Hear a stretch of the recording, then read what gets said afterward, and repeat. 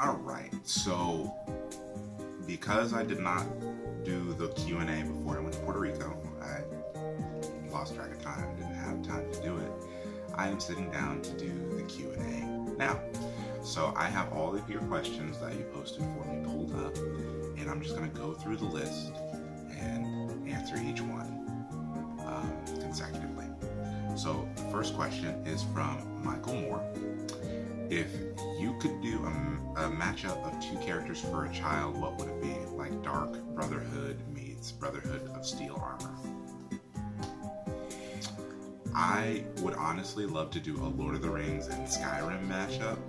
Like, the aesthetics from both of those fandoms really mesh together well, and it would be so fantastic to see something like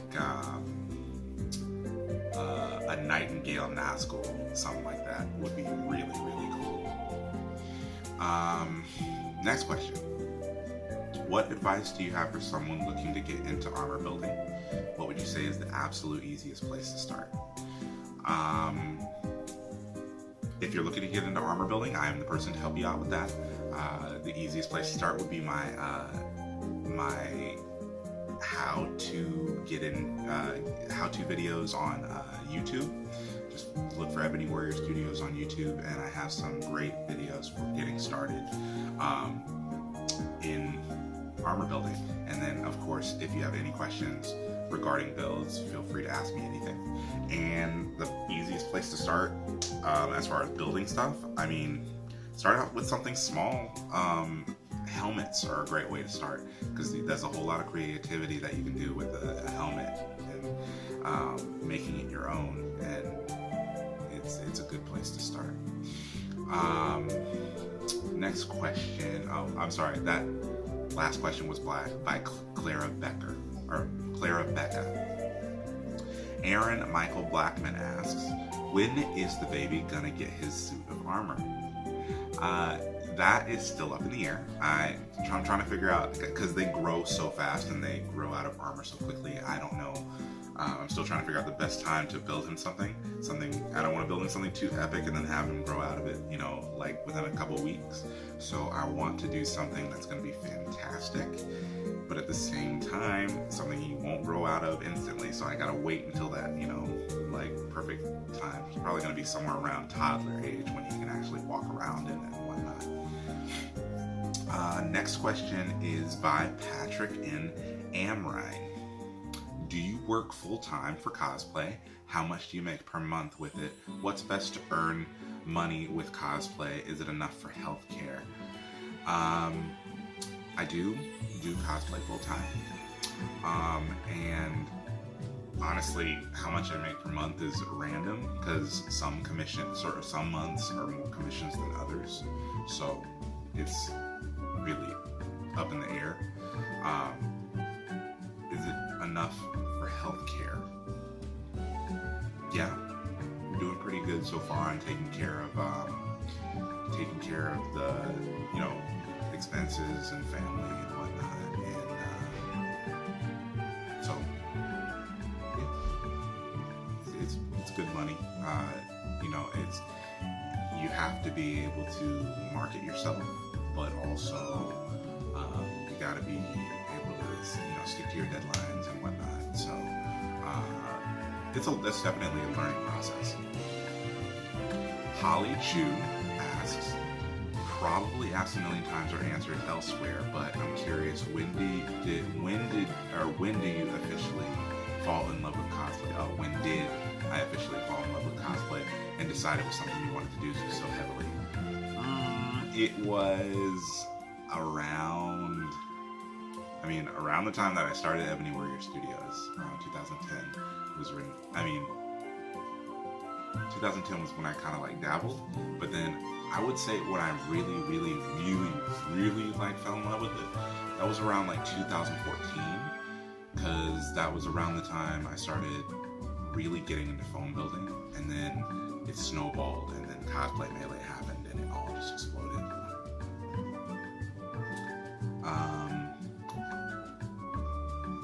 Tanja Deinhardt asked, I haven't watched all your streams, so point me in the the direction if you've explained it already, but can you tell us how you go about a new cosplay?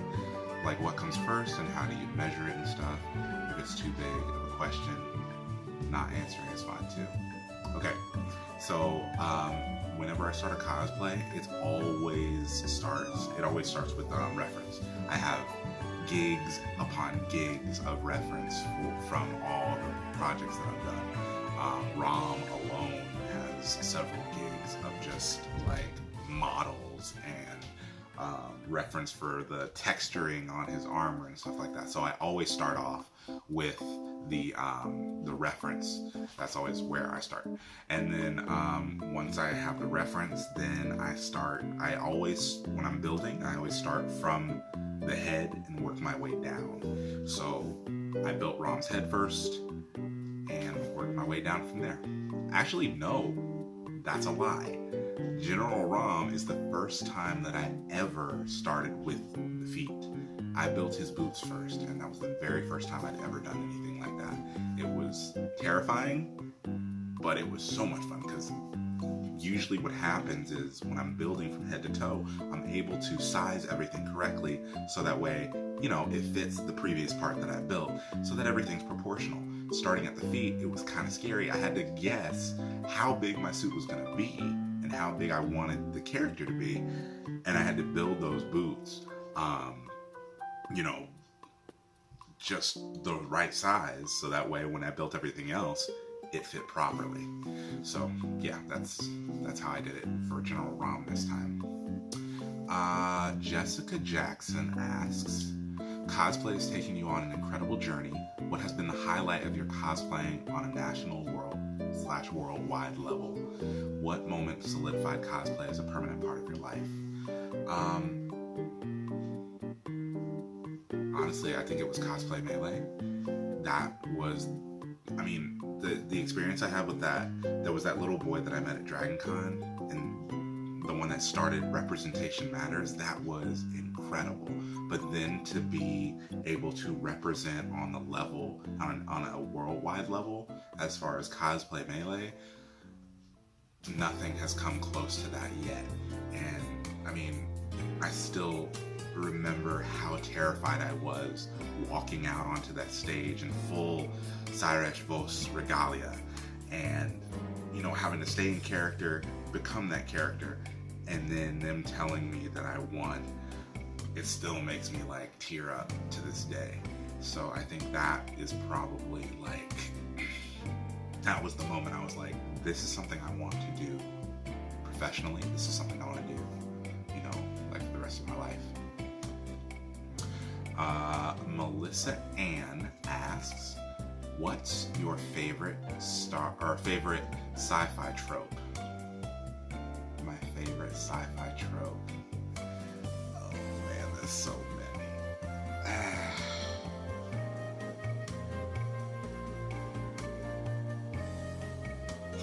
I think one of my favorites, I'm not going to call it my favorite sci-fi trope, but I think it's one of the funniest ones. The idea that in this sci-fi futuristic future, there are very few black people.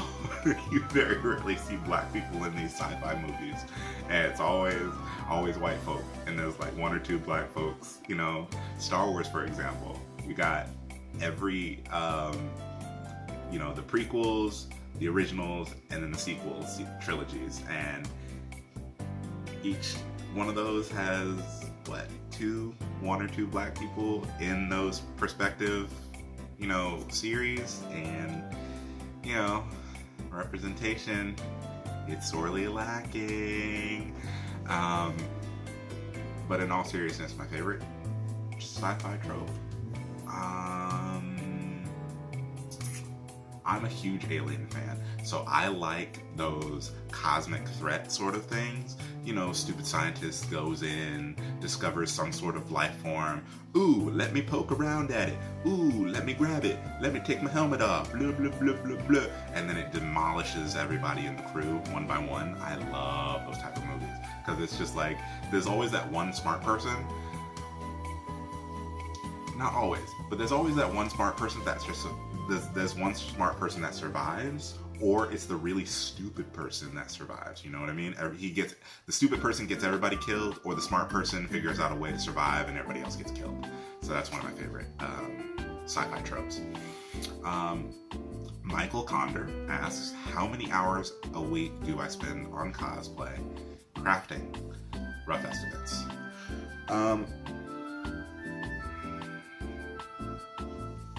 When I'm really in a workflow, which I'm about to be in again, it's usually I will come into this room and I will stay in here for about 6 or 7 hours at a time, taking, pee breaks, food breaks here and there.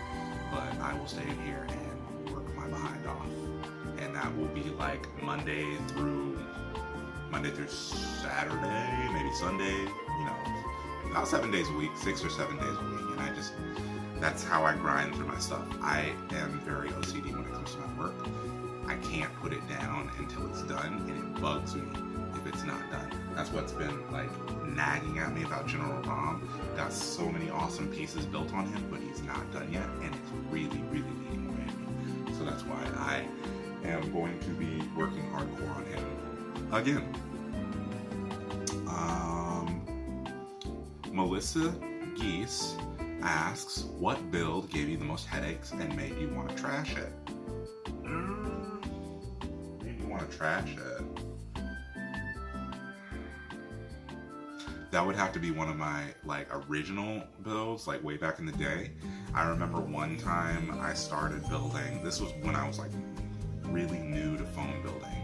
I thought I could sit down and make myself a Republic Commando from Star Wars, and I'd be able to, just kill this thing, make this awesome armor. I didn't know anything about what I was doing at that point. It was rough.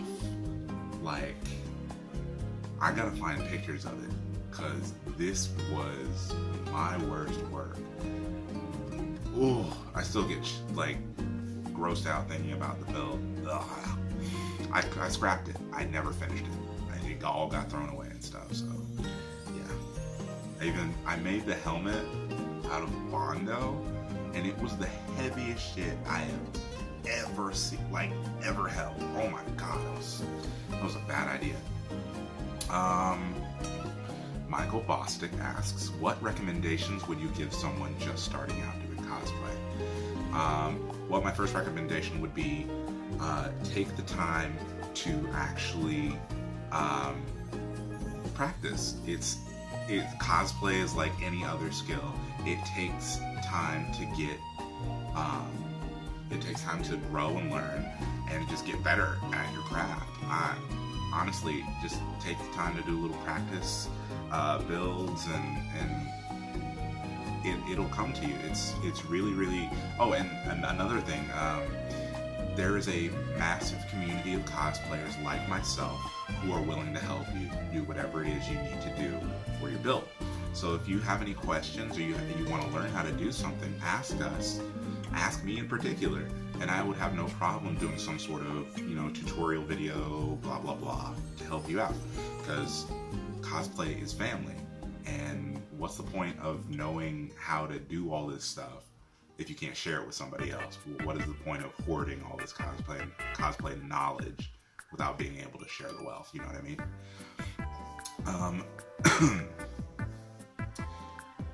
Mary Grace C. Fields asks, where is your son's Baby Yoda cosplay? I love Baby Yoda, but I'm not the type of person to do mainstream stuff. I don't know. If I do something that's mainstream, I usually do it years and years after, the hype has ended. It always happens. So when I did my Gears of War Carmine build years ago, it was after the Gears of War cosplay hype. And then General Rom, obviously, is after the Gears of War cosplay hype. Gears 5 didn't really do that well. So, I don't know, mainstream stuff is not my thing. I love doing, I wouldn't say obscure, but I just like, if I see an armor design that I like, I'm gonna build it. It's not like I'm thinking, okay, I gotta build something for the release of this. So, yeah, Baby Yoda, he's cool, he's great, but I don't think I want to dress up the baby in Baby Yoda, because it's gonna be a minute before I do a Mandalorian cosplay. I did I sold my Boba Fett years ago, and it's gonna be a minute before I get back into any Star Wars cosplaying. I don't really have any desire to do it right now. Kind of burnt out on Star Wars at the moment. Sean RJ asks, if you could recommend a book, what book would it be?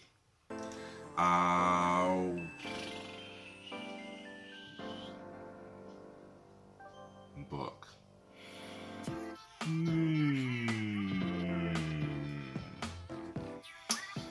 I would say, you know what? I'm the type of person that's just gonna tell you, read the Lord of the Rings trilogy. It is amazing. It's even better than the movies. Motion detected at the outside front door. Thank you, God. But yes, Lord of the Rings trilogy. Better than the movies. I love the movies, so just read the Lord of the Rings. I've read it way too many times. Let's see. Last few questions here.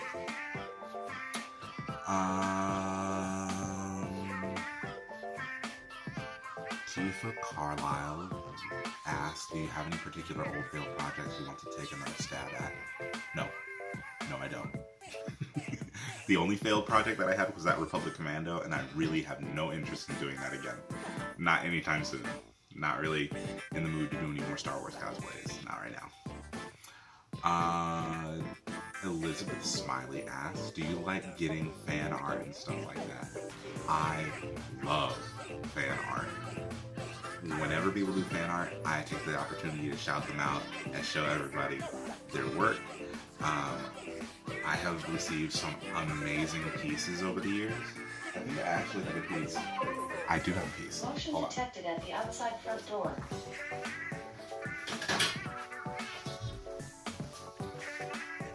This is a piece that I received some time ago of my Alexios cosplay. And that was the coolest thing to open up the mail and see that. I love seeing people's creativity, and then knowing that people are fans of my work and then they want to express that through their art. It makes me so happy. So yeah, I love fan art. I usually, I love crediting the artist and showing their work off, and then sometimes I will make it my profile picture and stuff like that. So,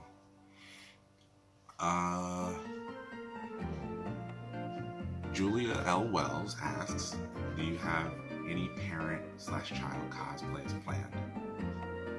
Yes, I do. I'm not going to tell you all of them, but I will tell you one of them. This one I'm super excited about. So I'm going to do Bowser, and the baby's going to be Baby Mario. It's going to be lit. I can't wait to do it. It's going to be so cool.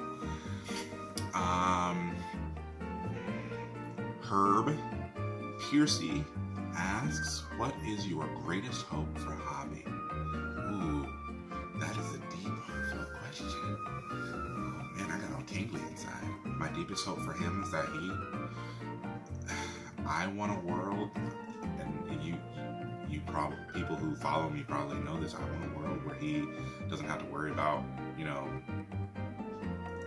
where the idea that healthcare is a right is radical. It's not radical. I want a world where it's not radical for him to have healthcare provided. I want a world where he can not have to worry about being, discriminated against because of his skin color. I want a world where he doesn't have to be afraid of police. I want a world where he can succeed in anything that he wants to do. I want a world where he can be whatever he wants to be. As a parent, I want to be that person that backs him up no matter what, and really is accepting, and I just, I'm in his corner, you know what I mean, for whatever he wants to do. That's what I want to do. My greatest hope for him. I just hope that I can be in his corner at all times, no matter what, and he can do whatever. Unless he's murdering somebody, then don't do that. If you're watching this hobby in the future, don't become Ted Bundy. That's for white people. We don't do that. Clinton McAfee asks, airbrush or hand paint, what's your personal preference? Depends on what I'm doing. I love hand painting. I'm really good at hand painting. I have all giant mess of Citadel paints that I use for hand painting. But I do love rattle cans and airbrushing because there's certain like highlights and shading and stuff like that you can't get with hand paint that you can get with rattle cans or airbrushing. And I love both. It really depends on what I'm painting. Like General Rom's head is a combination of the two. It is airbrushed and hand painted. So there's a whole bunch of different techniques going on in this bad boy. Such a pretty face. Only a face a mother could love.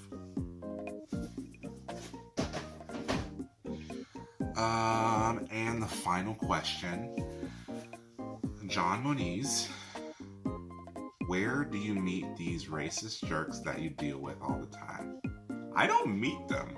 They find me.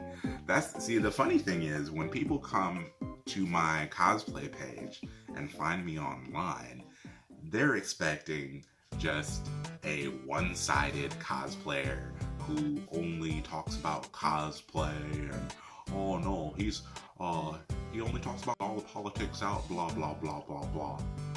I don't do that.